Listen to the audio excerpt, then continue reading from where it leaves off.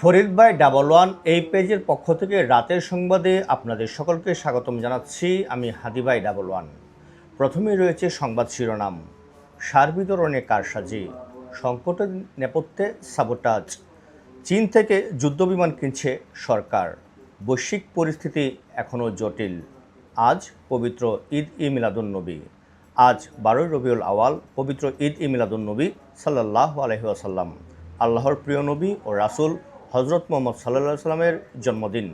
এছাড়া 632 খ্রিস্টাব্দের এই দিনে তিনি 63 বছর বয়সে ওফাত লাভ করেন। সারা বিশ্বের মুসলমান এই দিনটি পবিত্র ঈদ-এ মিলাদুন্নবী সাল্লাল্লাহু আলাইহি ওয়াসাল্লাম হিসেবে পালন করেন। সার বিতরণে কারসাজি, বরাদ্দ পুরোপুরি উত্তোলন না করে তৈরি করা হচ্ছে কৃত্রিম সংকট। সরকারি গুদামে চাহিদার তুলনায় পর্যাপ্ত পরিমাণ সার মজুদ রয়েছে, পাইপলাইনে রয়েছে বিপুল পরিমাণ সার, আসছে নতুন চালানো, অথচ আমনের ভরা মৌসুম সময়ে দেশের বিভিন্ন এলাকায় কৃষক সার না পেয়ে দোকানে দোকানে ঘুরছেন। কোথাও কোথাও নির্ধারিত দামের চেয়ে বস্তা প্রতি 800 টাকা পর্যন্ত বেশি নেওয়া হচ্ছে। কোথাও সারের জন্য মহাসড়ক অবরোধ করে বিক্ষোভ করছেন কৃষকরা।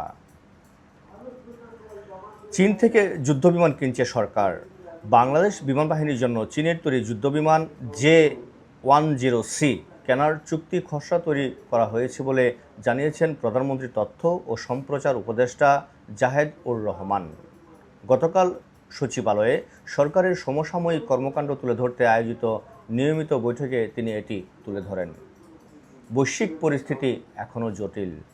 বাংলাদেশে নিযুক্ত ইউরোপীয় ইউনিয়নের রাষ্ট্রদূত মাইকেল মিলার বলেছেন, চলমান সংঘাত, জলবায়ু পরিবর্তন এবং অর্থনৈতিক অনিশ্চয়তার কারণে বর্তমান বৈশ্বিক পরিস্থিতি আগের চেয়ে আরও জটিল হয়ে উঠেছে।